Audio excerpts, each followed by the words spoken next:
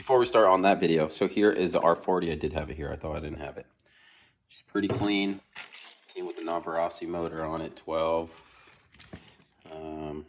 I got a bump box. Really clean car. HPI doesn't make these cars anymore. They did have a whole series going on. HPI was pretty legit back then. I mean, they still are. They still got some off-road cars and stuff, but put some new wheels on it. GQs. We also have these in stock. Of course, we don't have this car in stock, but I can get other cars like this. I mean, this will be comparison for the class, I would say, like Serpent's 750 or X-Ray's, or I'm sorry, is it X-Ray? Yeah, X-Ray's NT1. And then Mugen also has a class for this type of car to run. So pretty cool car. Can't wait to turn it on, see how it sounds, runs. Of course, we're going to run with the Nola Bali here. We're just going to stick out. Kind of cool. We'll go to Heroes, run it, test it out, even drag race it. We'll see how the drag racing is. Maybe I need to bring those out. Maybe that's where those guys need to start getting into it, get Nitro back and going.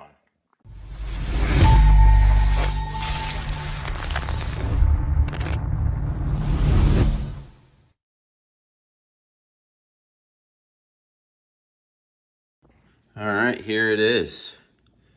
Team Corelli ssx-823. This is their new pan car kit. They do have another one, or they did. The model before this. This one's a little different. I'll actually put a clip really quick of my pan car taken off. This thing was so fast. A buddy of mine built it for me. It was a Serpent type pan. Basically has no suspension. It's like a pan car. Well, it is a pan car, like a 10 scale pan car. Actually, 10 scale pan cars have possibly one shock in the rear. So, but those mostly are two-wheel drive on the 10 scales. There's a guy out there that, or a company, I don't know if it is Corelli or another company that has a 10 scale pan car, which is pretty cool, but we don't really see those often. But the 8 scales definitely are out there. I think Capricorn has one. Oh no, possibly X-Ray or ARC. ARC might have one. ARC might have one, but Corelli just came out with this one. They're changing the style up a little bit. This one has quick change gears and all that good stuff, so it's not complicated supposedly. The batteries are centered. It's pretty cool. So I actually post a picture with that soon, right after this, and the video clip on that. But yeah, so let's get to the unboxing. So as you can see, super cool booklet. Take a look at it right here.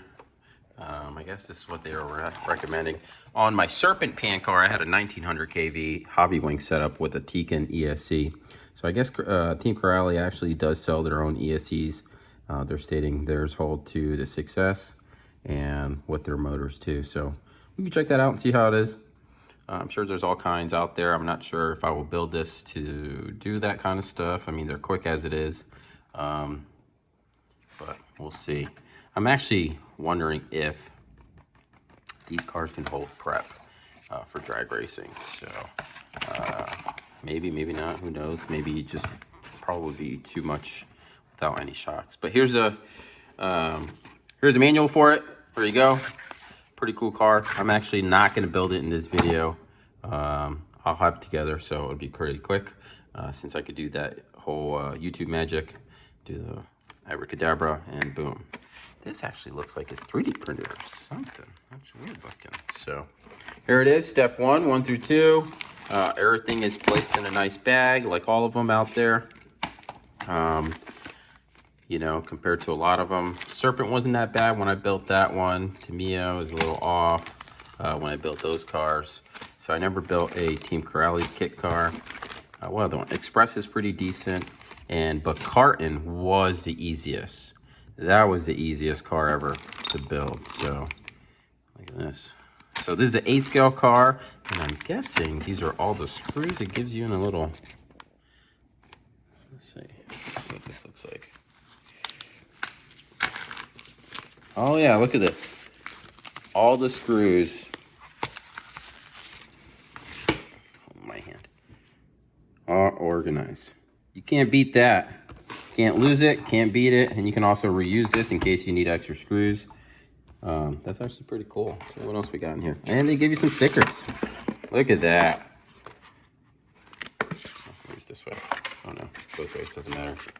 Man, that's what I'm talking about. So look at this. You know, I do have a setup I can put on here for my GT and go that way, but we'll take a look. We'll see. Let's get to the building, and I will show you how this car is going to come out in 3, 2. There you go. All done. Put together. Got the Savox servo, some Trinity batteries, and also a Hobby Wing. I think it's a 2800 kV. Could be a lower one. I had a 1900 on my Taipan, but this one is pretty good. So just looking at this, I don't understand how this is going to work with these batteries. With these type of batteries, this is what they're saying on here. Again, maybe they need to be different. So the tolerance and the clearances on this is really, really tight. So maybe I can use one battery in here, but it's supposed to have 2. So as of right now, it's rubbing against that top and the bottom. Not sure what to do about that. So there's probably adjustments. I'm probably not doing something right, or maybe these are not the right batteries. Maybe they need to go lower. It's kind of tight in here. There's no other way they can go, but you know, maybe Corrali will see this and give me some insight on the car. But this thing is pretty sweet. We'll see how it performs on 4S with this motor. I know it's not gonna be the same motor, but I knew how the Taipan, it was straight as an arrow. It was quick. It ran really well. So had a little bit more suspension travel on the Taipan in the front and the back and flex. This is really solid compared. So not sure. I'm not really sure. So I'll have probably an actual driver to put on the on-road course that we have here at Heroes, have them test it out. But just wanted to give you guys an update on that. You know, we're going to try to finish it up and then see how it performs. So I'm putting the car together. This will be right after I show you guys that it is together and I figure this out. But it could be because of the servo. I'm not sure. Maybe they want you to use Corrali servo. But the servo, the tie rod, to adjust the tie rod, they're showing it should be, here, I'll show you really guys really quick. To adjust the tie rod, they're showing it should be out towards the tire or the wheel or the hub, whatever way you want to call it. But doing so, it hits the tensioner. You can see how close. So I had to readjust this, put the plate on top of the servo because they had it wanting under it to give it a little bit of angle. But as you can see now, let me zoom in, there you go, focus. So now that I did that, they want you to put the belt under and run the belt through, or run the tie rod through the belt. And also this plate, this battery plate, they want you, I mean, they have you put it together, but then you have to take it apart. Not take it apart, just loosen it so the belt can run in between also. But so I don't know what's going on, what to do. I did put the control arm under here, or I'm sorry, not the tie rod under, and it lowered that down, which gave that clearance, but then it starts hitting this right here, these rods for the suspension. So I'm not sure what's going on, trying to figure it out again. Let me to readjust, but the way they want it, it's not working. Even if it was a different servo they wanted, it's still, sorry, my hand's in the way. I don't understand. It doesn't make sense. You know, I adjusted it up and down so many ways. I don't know how a different servo would solve this. So maybe I'm doing something wrong, but trying to figure it out. Well, sometimes gotta go to other hobby shops and get some paint because I don't have any. So this is Hobbytown, USA. What is this? R7 body parts. Finally got out of the box. It's an RX-7 body Tamiya. That's pretty cool. How much do you want for this? $44. Wow. Looks All right, so I brought the Corrali to the shop. It is completely done. Take a look at it. This looks awesome. I ended up putting the Trinity batteries on here. I got the wiring done. We're running a Hobbywing XR8 Plus, so this goes up to 6S. This car is probably not going to be a 6S, but I do have something coming that will be a 6S, so we'll work on way up there. So I don't know how it performs yet, so I just got it done. You know, it's raining here in Florida a lot, so once we get some dry weather, we'll test it out. They are racing tomorrow, but I want to test out the car before I even try to race against anybody. So it's all done. Want to take a look at it. 748, a couple things have been changed, did some gearing. This is also running a Hobbywing setup.